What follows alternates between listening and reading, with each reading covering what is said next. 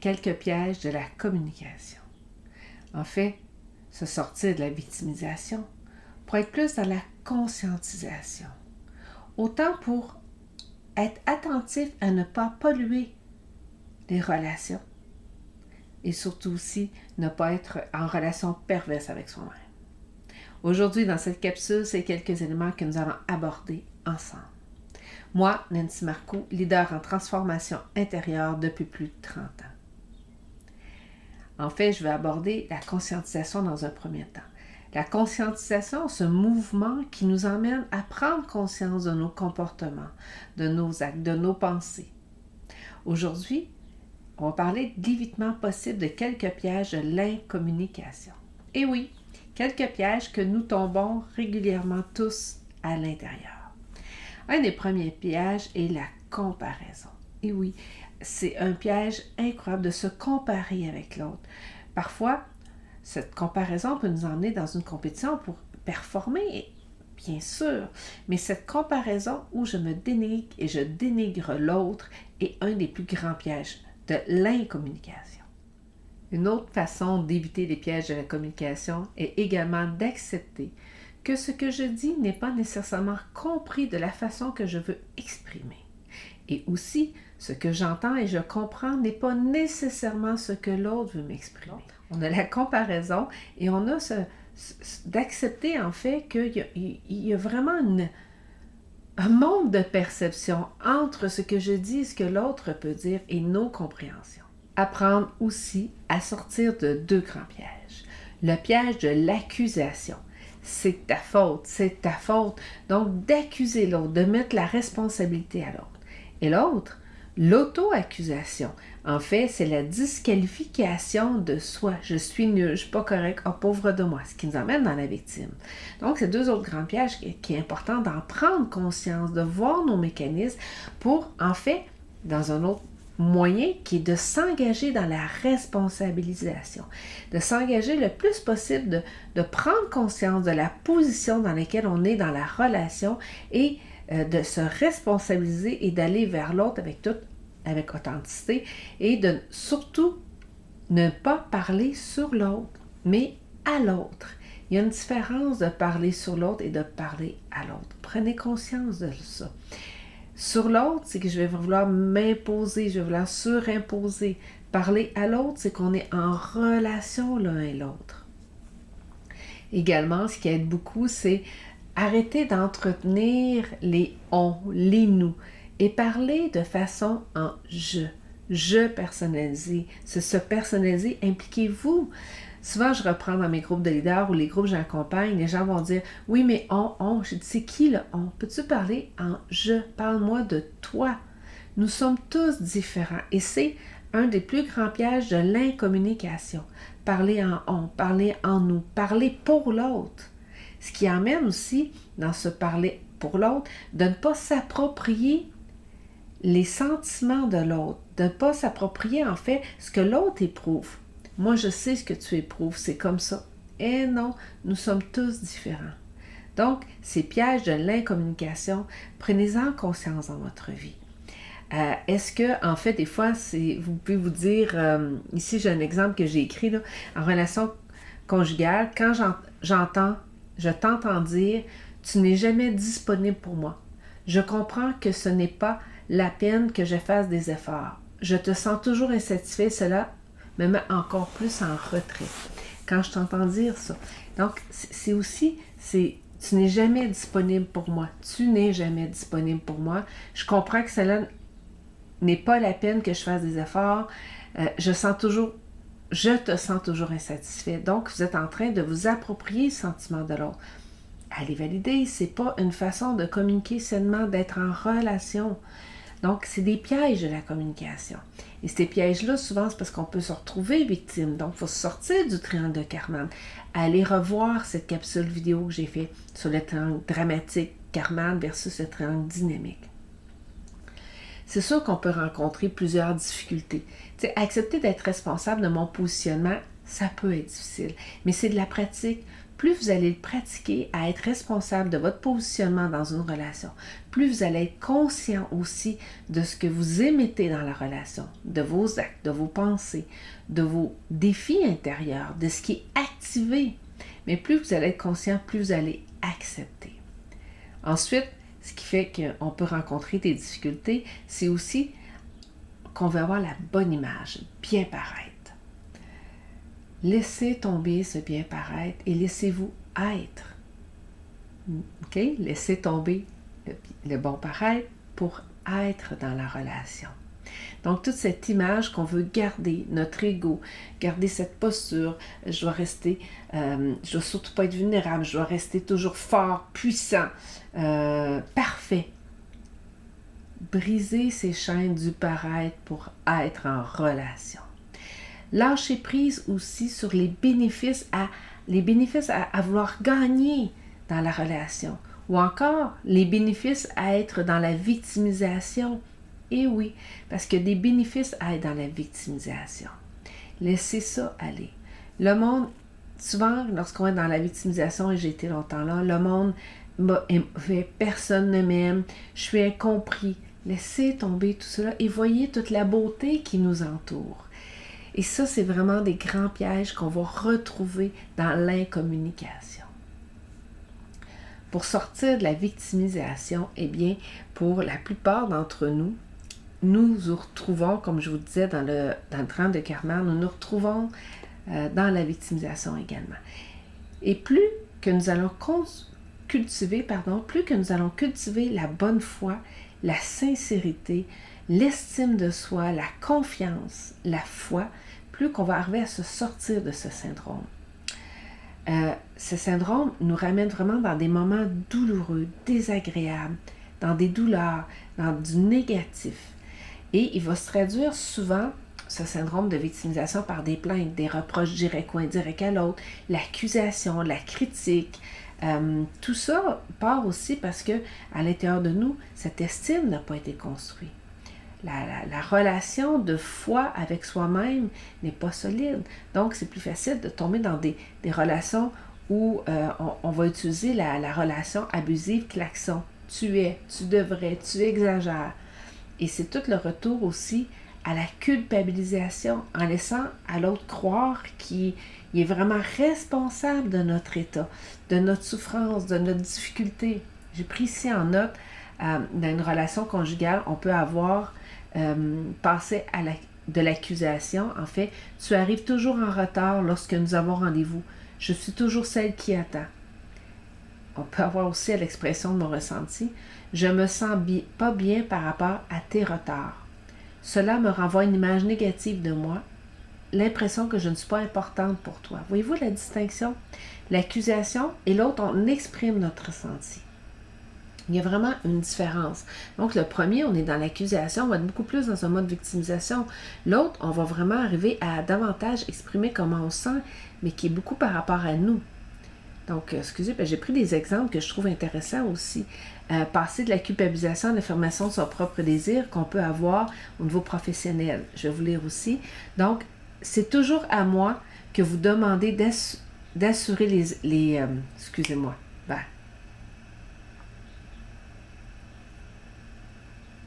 Donc, j'ai d'autres exemples que j'ai écrits que je tiens à vous dire dans les relations professionnelles. C'est toujours à moi que vous demandez d'assurer les objectifs. Je n'ai pas le droit d'avoir une vie personnelle. Si mon fils fait des bêtises pendant ce temps, ce sera bien de votre faute.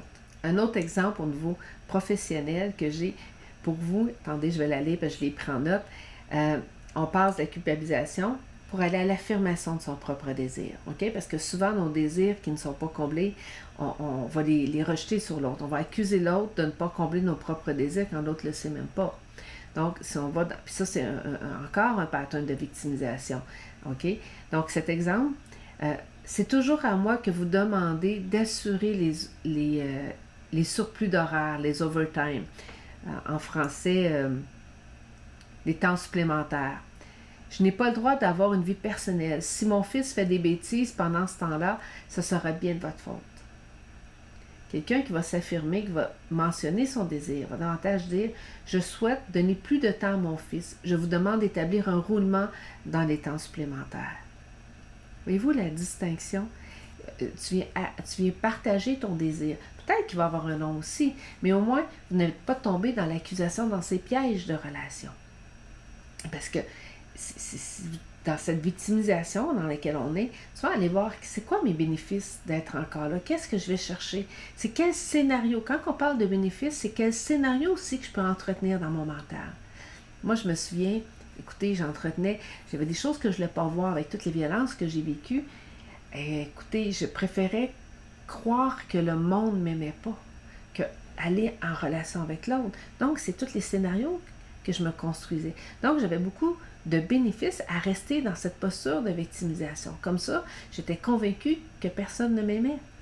Et si personne ne m'aimait, eh bien, je ne pouvais pas sortir, je n'avais pas besoin d'être vraiment qui je suis et de regarder que moi-même, je ne m'aimais pas. C'est un chemin qu'on parcourt dans l'accompagnement. Mais sortir de cette victimisation nous amène vraiment à être le créatif. Vous vous souvenez dans le triangle de Karman versus le triangle dynamique? Je suis de plus en plus créative et je laisse émerger mon moi intérieur qui est dans la beauté, qui est dans la création, qui est dans la relation.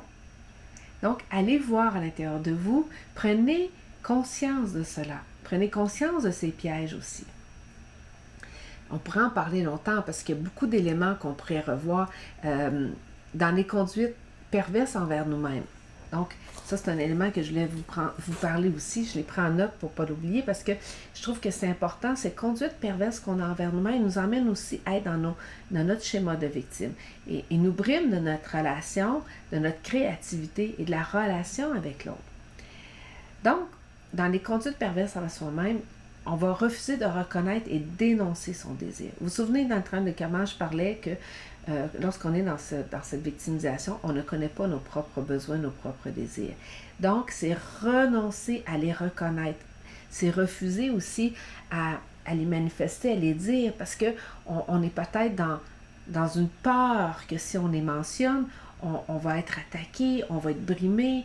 On ne peut pas dire nos désirs. Il peut exister plein de raisons qui font qu'on est encore dans cette victimisation. Mais plus qu'on va oser dire, oser mentionner, oser reconnaître nos propres désirs, moins qu'on va être dans une conduite perverse envers nous-mêmes.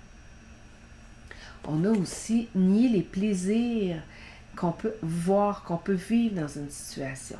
Parce qu'on va retrouver dans la négativité. Ce qui veut dire, c'est éteindre le feu de joie intérieure.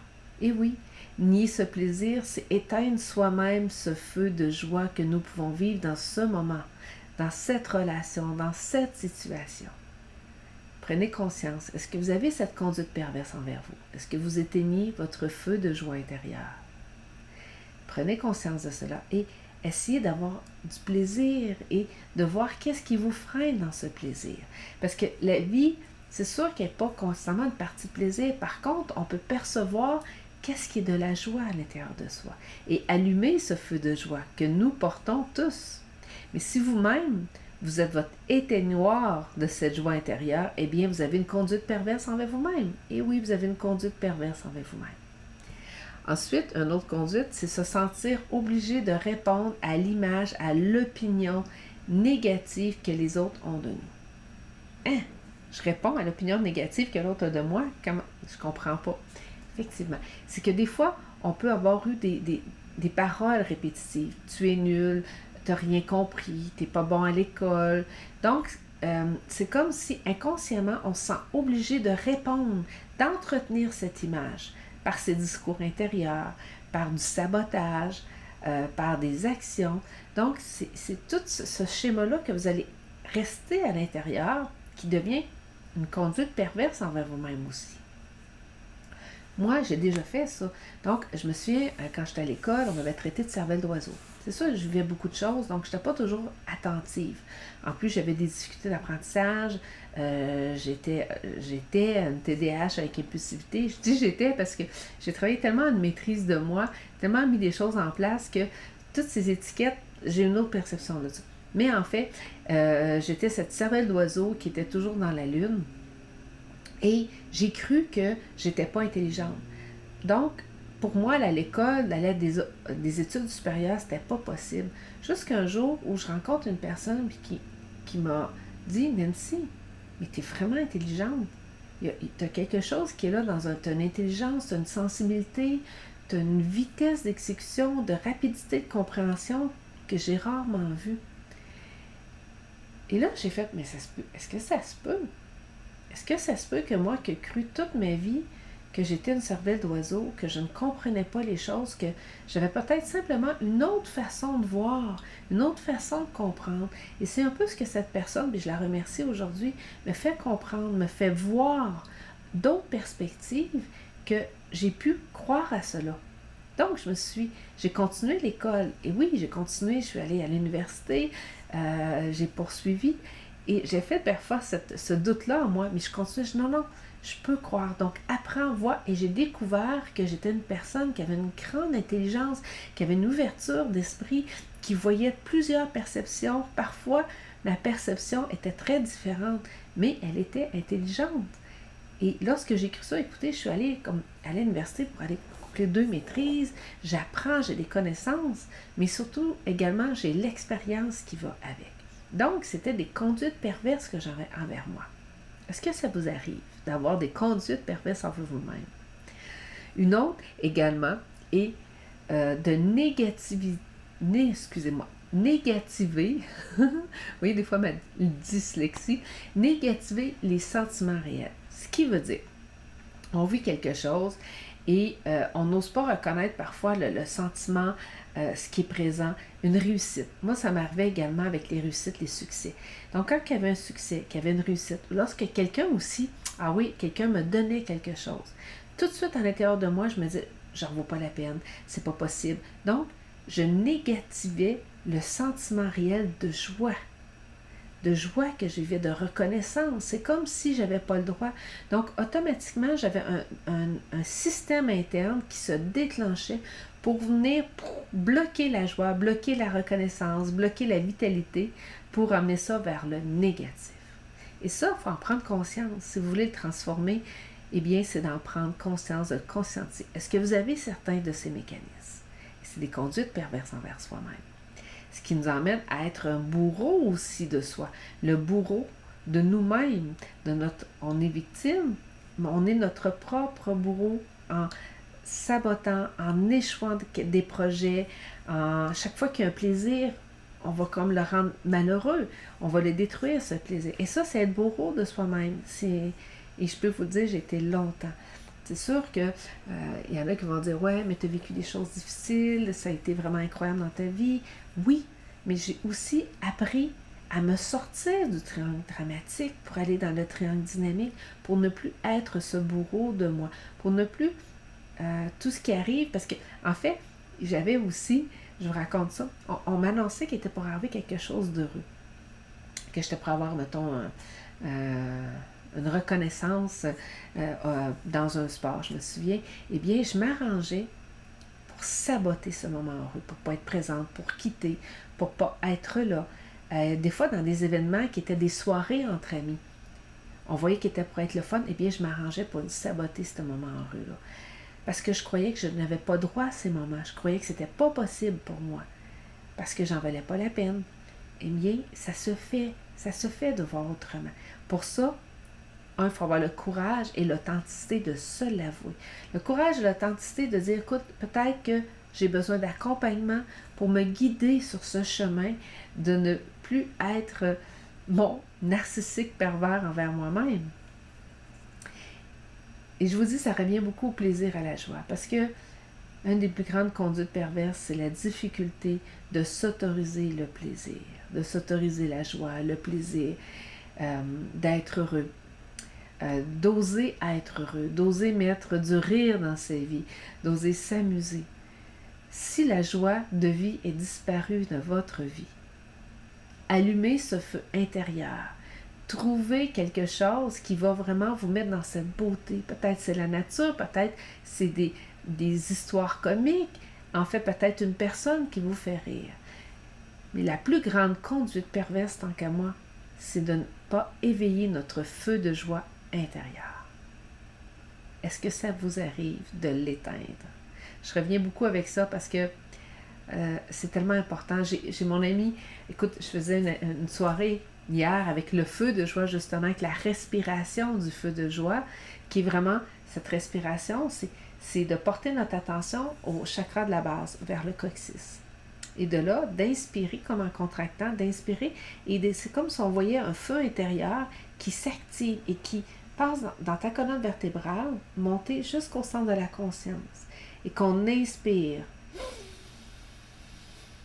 Et on active ce feu de joie à l'intérieur de nous par la respiration.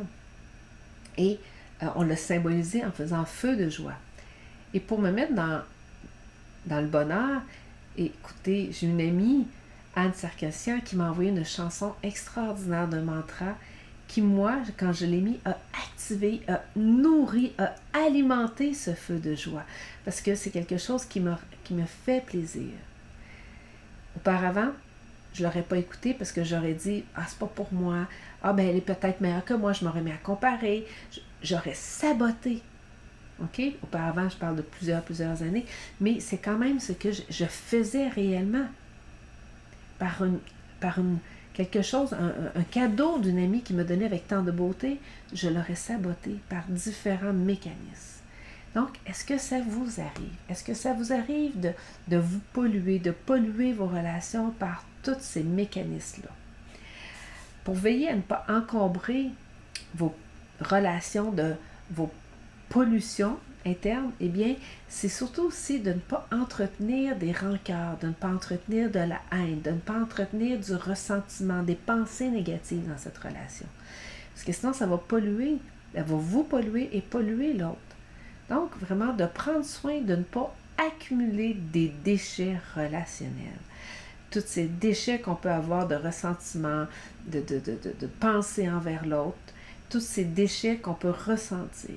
C'est pour ça qu'aujourd'hui, avant de terminer, je vais vous emmener à la poubelle relationnelle. Donc, la poubelle relationnelle, c'est une façon d'une démarche symbolique pour emmener à favoriser la dépollution d'une relation.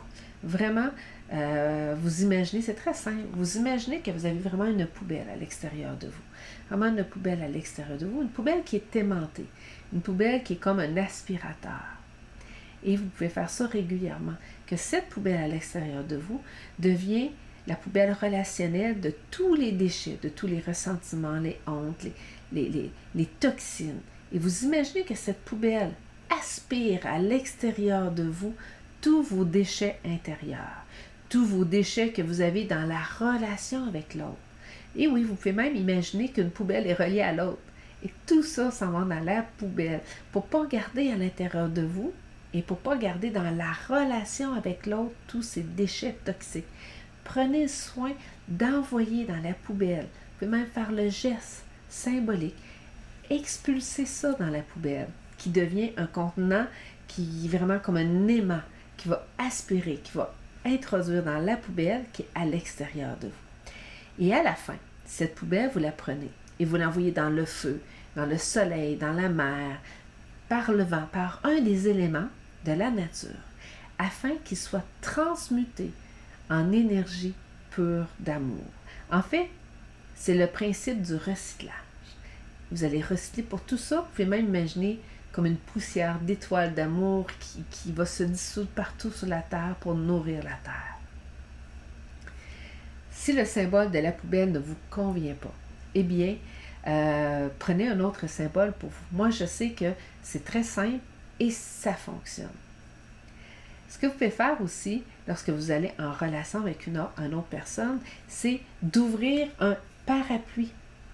Et oui, utilisez le symbole du parapluie et visualisez, imaginez, si vous êtes dans une relation où vous vous sentez plus dans une relation qui est plus toxique, qui est plus polluante, ou vous-même vous êtes polluant, mettez un parapluie. Et oui, le parapluie qui est vraiment le parapluie pour vous protéger, comme quand on met pour protéger de la pluie, pour ne pas recevoir les gouttes de pluie. Donc, ce parapluie relationnel vous empêche de recevoir les gouttes de pluie de la relation toxique. C'est vraiment pour symboliser votre besoin de vous protéger face à peut-être quelqu'un qui est trop envahissant, peut-être trop menaçant. vous protéger face à des paroles qui peuvent être toxiques et polluantes pour vous. Et si vous me dites, ouais, mais si c'est de la pluie acide, ben, mettez un parapluie qui est de protection contre l'acide, tout simplement. Donc, allez avec des symboles qui vont vous parler. La symbolique, les démarches symboliques, pour moi, est quelque chose qui est très important.